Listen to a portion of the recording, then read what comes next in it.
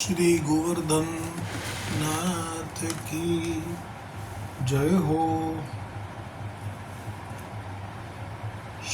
श्री गोकुलनाथ जी विरचित श्री हरिराय जी महाप्रभु जी प्रणीत 84 वैष्णवन की वार्ता क्रमांक जो अधूरो હતો 81 81। श्री महाप्रभु जी वल्लभाचार्य जी के सेवक सूरदास जी सारस्वत ब्राह्मण दिल्ली के पास सिंही गांव है, तहाँ रहते।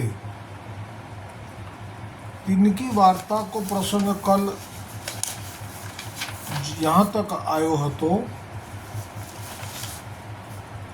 जो श्री वल्लभाचार्य जी महाप्रभु जी ने सूरदास जी ऊपर कृपा करी के नाम और ब्रह्म संबंध कराई के श्रीमद् भागवत जी के 10वें स्कंद की अनुक्रम मणिका सुनाई, ताक्षण प्रेम लक्षणा भक्ति को दान है गयो। और अब श्री वल्लभाचार्य जी ने आज्ञा करी, सूरदास जी से कहो जो सूर। श्री वल्लभ आप सूरदास जी को सूर कह के बुलावते। कहो जो सूर कछु नंदालय की लीला गावो। तब सूरदास ने नंद महोत्सव को कीर्तन वर्णन करी के गायो सो पद। हवे पदनो विस्तार छे 15 टूंक छे। एटले वैष्णवोने विनंती के इंदोर थी प्रकाशित व्रज भाषानु 84 वैष्णवनु पुस्तक वसावी तेमांथी 81મી वार्ता मां आ कीर्तन नो लाभ लेवो। आ पुस्तक जे प्राप्य छे ते इंदोर वैष्णव मित्र मंडल सार्वजनिक न्यास इंदोर ए रीते अहींया लखेलुं छे। तो गूगल पर सर्च करी शको अथवा मने व्हाट्सएप करी शको। तो हूँ तमने जेटली जग्याए एना प्राप्ति स्थान छे आखा भारतभरमां एनुं लिस्ट पण आनी अंदर छे ते हूँ तमने सेंड करी शकું। जे श्री गोकुलनाथ जीए जे दर्शन करीने आ वार्ता प्रसंगो रजू कर्या अने श्री गोकुलनाथजीनी प्रेरणा अने कृपाथी श्री हरिरायजी महाप्रभुजीए ते वार्ता प्रसंगमां 3 जन्मनो प्रसंग लीला भावना नित्य गोलोकमां पछी अहींया व्रजमां लीला थई ते अने अत्यारे जे पड्या छे ते देवी जीवो ते श्री हरिरायजीए कृपा करी तेनो भाव प्रकाश कर्यो छे। એટલે આ પુસ્તક બહુ દુર્લભ કહેવાય। આ વ્રજ ભાષામાં છે જેનો હું અહીંયા ગુજરાતીમાં अनुवाद કરી રહ્યો છું। તો તેમાં જે આ પદ આખું તો નથી લેતો પણ એમાં જે મુખ્ય ભાવ છે એવા 1-2 ટૂંક લઈશ જેથી આપણને ખ્યાલ આવે કે મહાપ્રભુજી વલ્લભાચાર્યજીની કૃપા થવાથી જે હમણે થોડા સમય પહેલાં સુરદાસજીને ભગવદ લીલા ગાવાનું કહ્યું ત્યારે આપે વૈકુંઠના નારાયણે જે કૃપા કરી હતી અજામિલ અને ગણિકા ઉપર અને પાપ પુંજ બાળવા માટે જે મહિમા છે વૈકુંઠના નારાયણના ભજનનો તે જ વાત કરી હતી। ક્યાંય પણ પૂર્ણ પુરુષોત્તમ ગોલોકપતિની કે નંદ બાવાને ત્યાં પ્રગટ થયેલા બાલકૃષ્ણની વાત નહોતા કરી શક્યા કારણ કે એ લીલાનું જ્ઞાન सूरदासजीने थयुं नहोतुं। पण हवे थयुं। वल्लभे 10म स्कंद भागवतजीनो जे छे जेमां बालकृष्ण प्रभुनुं प्रागट्यथी लईने लीला शरू थाय छे एने श्रवण कराववा मात्रथी हृदयमां ए लीला स्फुरवा लागी अने हवे तो एमनी लीलाना दर्शन थवा लाग्या के नंदालय छे। नंदालयमां भाद्र पक्षनी व्रज प्रमाणे भाद्र पक्षनी नोम छे। આપણા ગુજરાત પ્રમાણે શ્રાવણની નોમ છે। રાત્રિના 12 વાગ્યાનો સમય પછી બીજે દિવસ આઠમ પછી નોમનો દિવસ છે અને હવે ઠાકોરજી અહીંયા પ્રગટ થયા, તે લીલાના દર્શન સૂરદાસજીને થવા લાગ્યા. એટલે કેટલી બધી કૃપા કહેવાય શ્રી વલ્લભાચાર્યજીની, કે આ ભૂતલ પર કલિયુગમાં જે જીવ જન્મ લે અને પૂર્ણ પુરુષોત્તમ શ્રી કૃષ્ણની બાળ લીલાનું ગાન કે શ્રવણ ન કરે તો એને કમ ભાગી કહી શકાય. અને આ એક વાત એ પણ છે કે જે લીલા અત્યારે આ વર્ણન કરશે સૂરદાસજી, એનું તો ગોલોકમાં પણ દર્શન શક્ય નથી. કેટલી મોટી વાત છે આ! એટલે વાત્સલ્ય એટલે એકલો જે પતિભાવથી જ ભજવા, એ જે જેના માટે ગોલોક વિખ્યાત છે, એના માટે જ ગોલોક છે.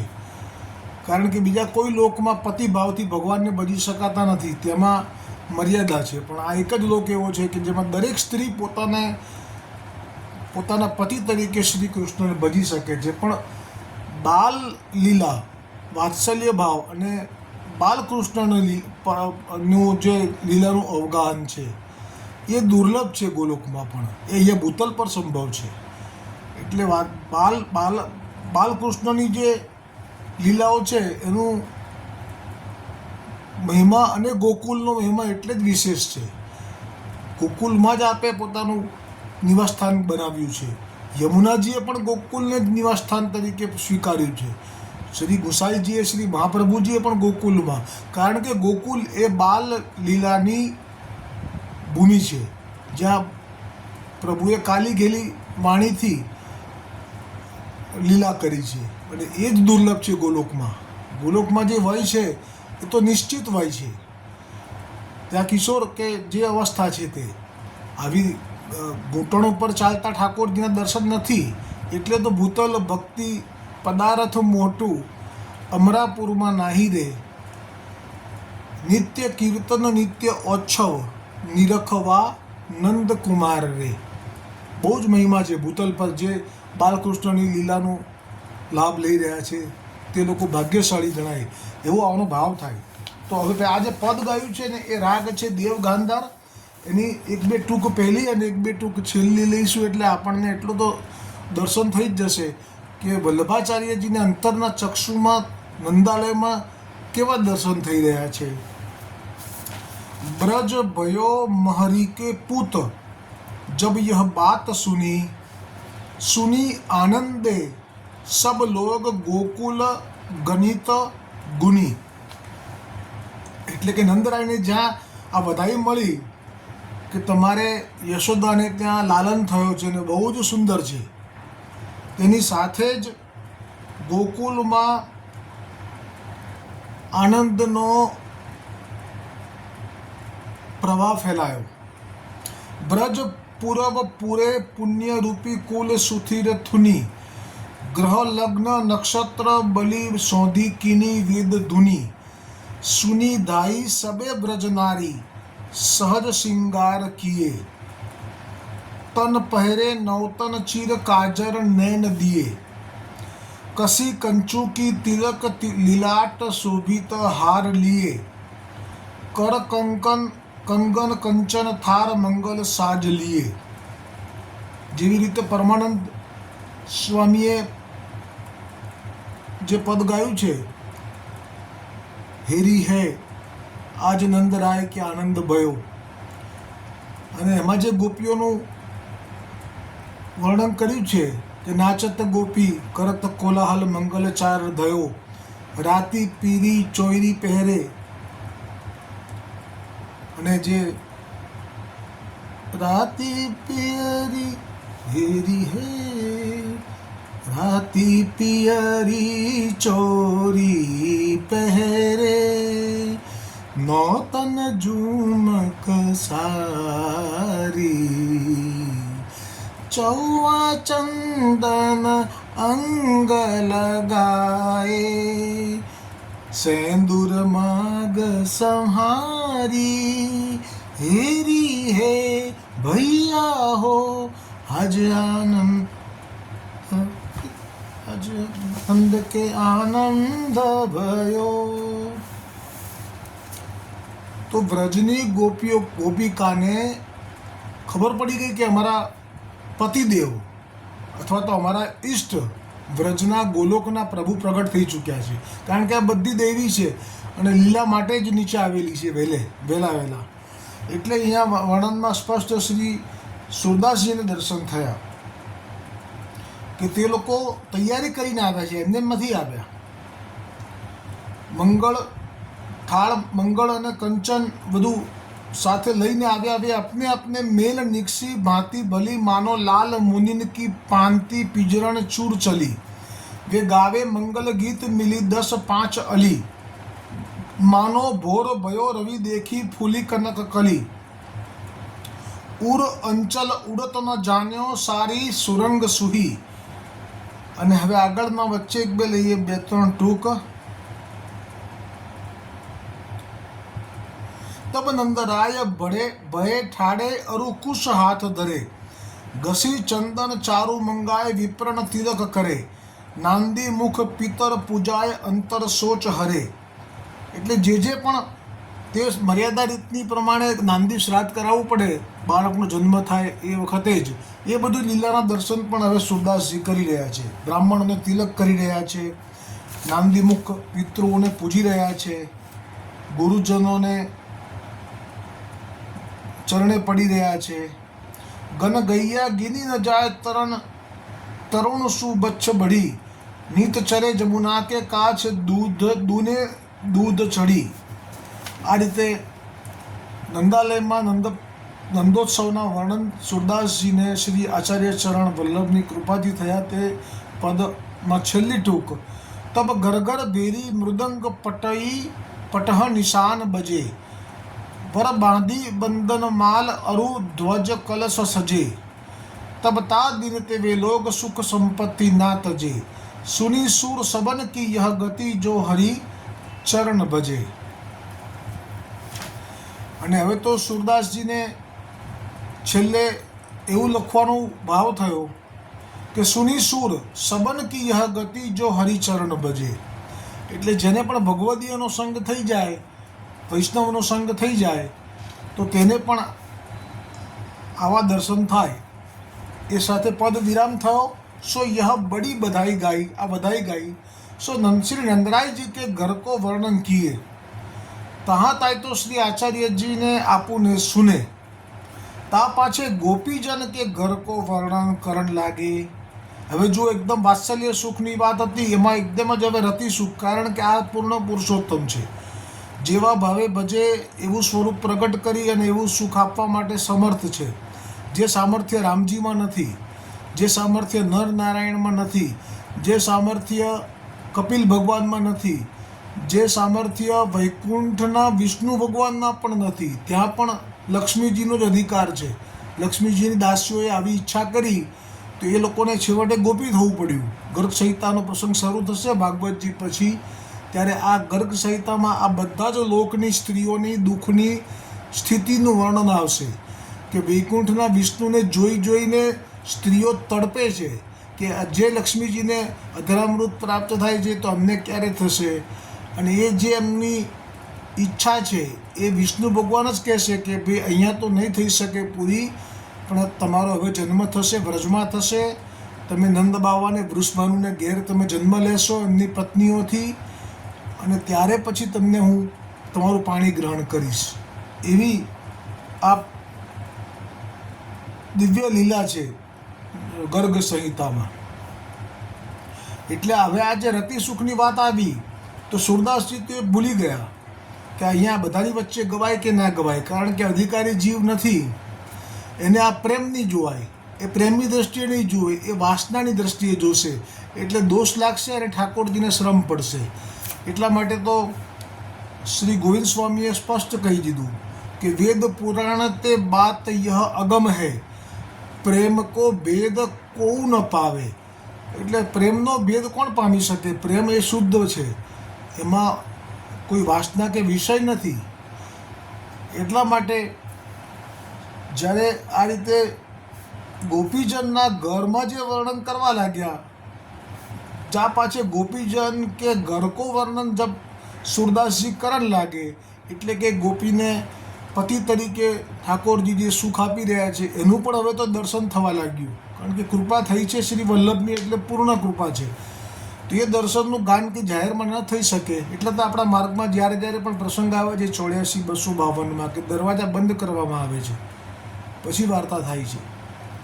તબ શ્રી આચાર્યજી આપું શ્રી મુખતે સુરદાસ સો કહે, જો સુન સૂર સબન કી યહ ગતિ, જો હરિચરણ ભજે. એટલે સુરદાસજીને રોકી લીધા વલ્લભાચાર્યજીએ એ રીતે કહીને. સો યા ભોગ કી તૂક આપું કહી કે સુરદાસ કો ચૂપ કરી દીએ.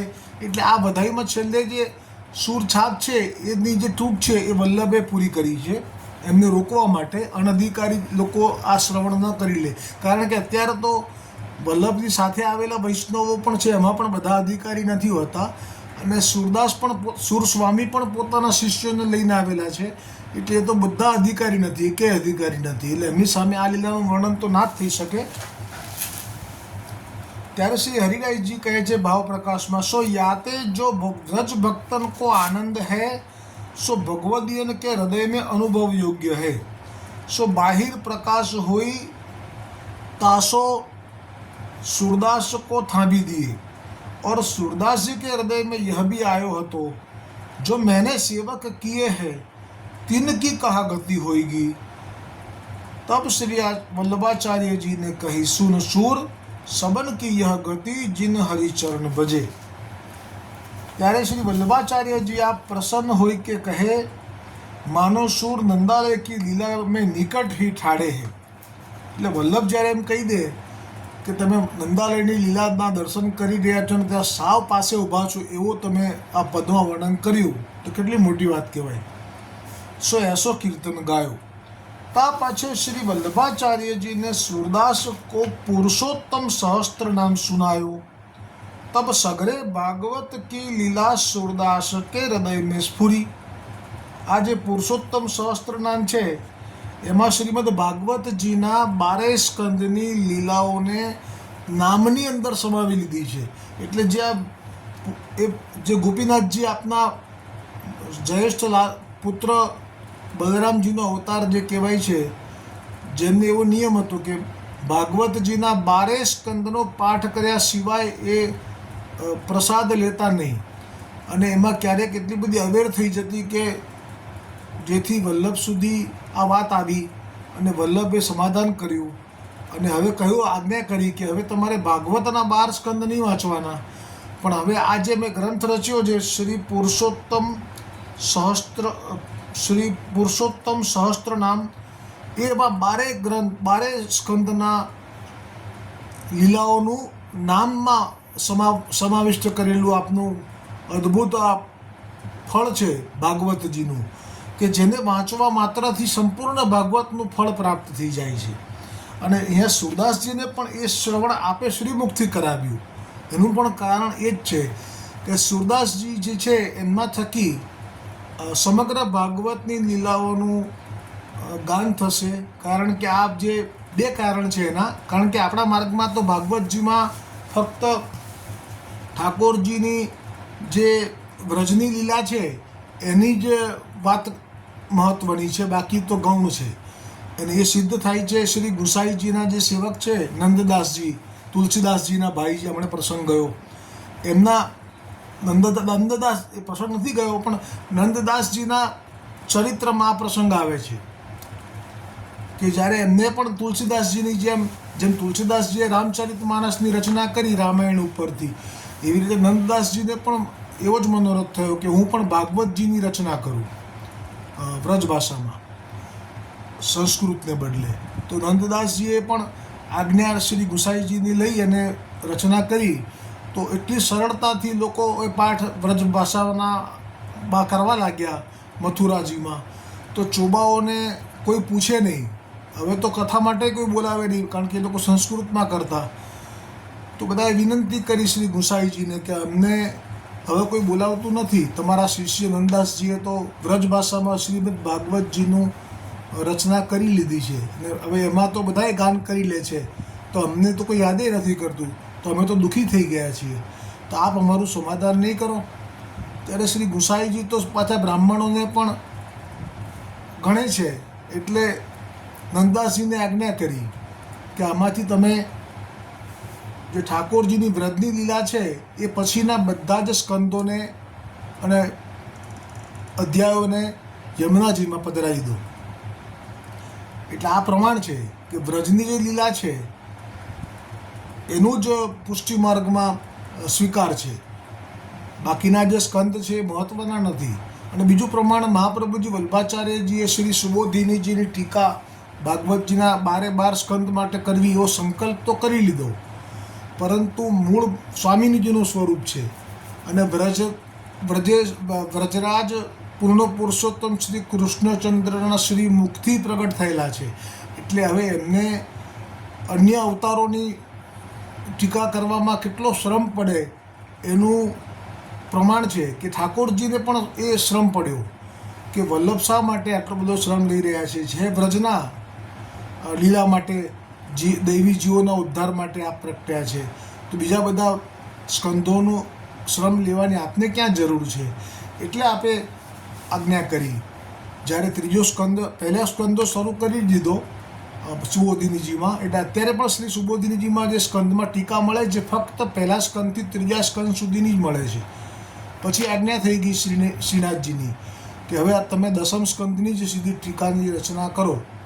એટલે શ્રી વલ્લભે ત્રીજા સ્કંદ પછી સીધો જમ્પ માર્યો, એટલે કે સ્કીપ કરી ભાગવતજીના ચોથો સ્કંદ, 5મો, 6ઠો, 7મો, 8મો, 9મો જેમાં રામજીની લીલા આવે છે એ બધી સ્કીપ કરી અને સીધો જ 10મો સ્કંદ, અને ત્યાંથી જ આપે સુબોધિનીજીમાં એનું વર્ણન શરૂ કર્યું. કારણ કે ખરો રસ જે વૈષ્ણવને પ્રાપ્ત થવાનો છે એ તો યુગલ લીલામાં છે વ્રજની. તેથી અને સમય પણ બહુ જાત, એટલે કૃપા થઈ શ્રીનાથજીની, અને વલ્લભને પણ જોઈતું હતું, એટલે એ જ પ્રમાણે થયું. હવે પ્રશ્ન વળી પાછો ક્યાં ઊભો થયો કે દસમ સ્કંદ પૂરો થયો અને 11મો સ્કંદ શરૂ થયો. એટલે 11મો સ્કંદ જે છે એ પણ પાછો જ્ઞાન માર્ગનો છે, અને પુષ્ટિ માર્ગમાં જ્ઞાન માર્ગનું મહત્ત્વ બિલકુલ નથી. એટલે તો ઉદ્ધવજીને પણ ભક્તિ પ્રાપ્ત થઈ ગોપીઓથી, એટલો મોટો મહિમા છે વ્રજ ભક્તોનો. તેથી કરીને વળી પાછો પ્રશ્ન ત્યાં જ અટક્યો કે હવે આ ભાગવતજી એ વાંગમય સ્વરૂપ છે ઠાકોરજીનું, તો એમને કેવી રીતે અવહેલના કરવું. હવે વલ્લભ ના કરી શકે, ઠાકોરજી આજ્ઞા કરે તો થઈ શકે, પણ ઠાકોરજી હવે આ વખતે જુદી લીલા કરી. જ્યાં દસમ સ્કંદ પૂરો થયો અને 11મો શરૂ થયો, અને જે લખવાવાળા હતા, લેખન કાર્ય કરતા હતા શ્રી સુબોધિનીજીનું, એ તો હતા માધવદાસ કાશ્મીરી પંડિત. તો ઠાકોરજીએ લઘુશંકા કરવા મધ્યરાત્રિએ ઉઠ્યા તો કોઈ ચોર આવ્યો અને તીર માર્યું અને એમને લીલામાં લઈ લીધા. એટલે મહાપ્રભુજી સમજી ગયા કે હવે જો કોઈને પણ લખવા માટે બેસાડીશ તો એ ભૂતલ પરથી વહેલા લીલામાં પહોંચી જશે. એટલે પછી આપે ત્યાંથી બંધ કરી દીધું. એટલે આજે પણ શ્રી સુબોધિનીજી અપ્રાપ્ય ગ્રંથ છે, પણ કદાચ વલ્લભકુલના ઘરે બિરાજતા હોય આ ગ્રંથજી, તો તેમાં પણ પ્રથમથી 3 સ્કંદ સુધી અને ફક્ત દસમ સ્કંદની છે. પછી 11મા સ્કંદમાં થોડીક ટીકા હશે, પછી પ્રાપ્ત નહીં થાય. એટલે પ્રમાણમાં તો વ્રજની લીલાઓનું જ મહિમા છે પુષ્ટિ માર્ગમાં. પણ હવે આ જે લીલા થઈ છે સુરદાસજીને જ્યારે 12 સ્કંદ વિશે આપે કૃપા કરી અને પુરુષોત્તમ સહસ્ત્ર આપે શ્રી મુખથી સંભળાવ્યું, તો એનું મૂળ કારણ તો આટલું જ છે કે એ સુરદાસજી જો 12 સ્કંદના ઉપર પદ લખે અને કીર્તનો લખે, તો એવી દૈવી સૃષ્ટિ જે ચારે બાજુ ફેલાયેલી છે કે જેમને વલ્લભ અને શ્રી ગુસાઈજી પછી આપના વલ્લભ કુલથી શરણે આવવાનું છે. આજે આજની તારીખ સુધીમાં અત્યારે પણ દૈવી જીવો એવા છે. તો એ સુરદાસજીના જો બધા જ, કારણ કે મર્યાદામાં પડેલા જીવો હોય એમને, જેમ કે સુરદાસજીને વ્રજલીલાની ખબર જ નહોતી, વલ્લભે કૃપા કરી તો ખબર પડી. એવી રીતે અત્યારે પણ કેટલાય દૈવી જીવો છે પણ એ મર્યાદામાં ભળેલા છે, હજી એ શરણે આવવાના બાકી છે. તો એ જો સુરદાસજીના આ અન્ય અવતારોના પદ બી સાંભળે, રામજીના અવતારના, નૃસિંહના અને નૃસિંહ ભગવાનના અને બીજા પણ જેટલા અવતારો છે, તો એ સાંભળતા સુરદાસજીનું જો પદ એ શ્રવણ કરે કે વાંચી લે તો તરત જ એ વલ્લભ કુલ સુધી આવી જાય. એટલા માટે આપણે 12 સ્કંદ હવે ભવિષ્યમાં સુરદાસજી એના પદો લખવાના છે બધા જ લીલાઓ ઉપર. એક જ એવા ભગવદીય છે અષ્ટસખામાં કે જેમણે આ બધા અવતારો વિશે પદ લખ્યા છે, બાકી કોઈએ નથી લખ્યા. બાકી બધા વ્રતલીલામાં જ ડૂબેલા રહ્યા છે. કોઈની સામર્થ્ય પણ નહોતું કે વ્રતલીલા છોડીને બીજા બધા અવતારો વિશે ચિંતન કરવું, અવગાહન કરવું, એમનું મનન કરવું, આટલી પણ શક્તિ નહોતી. કારણ કે બહુ અઘરું કામ છે. રસો વૈસહ શ્રી કૃષ્ણના ચરણોમાં એક વખત મન ચોંટી જાય પછી રામજીનું ચરિત્ર કરવા બેસવું એટલે અવળા પાણીએ અવળા વહેણે વહેવું એટલું કષ્ટદાયક છે. પણ એ સામર્થ્ય છે સૂરદાસજીમાં, અને અત્યારે શ્રી વલ્લભે સ્વયં આપણે આ કૃપા કરી છે. એટલે આ પુરુષોત્તમ સહસ્ત્ર નામ ગ્રંથ જે છે એ વલ્લભે શ્રવણ કરાવ્યો છે. અને હવે આગળ જે પ્રસંગ આવશે તે આવતીકાલે. શ્રી વલ્લભાધીશ કી જય હો, શ્રી ગોવર્ધનનાથ કી જય હો.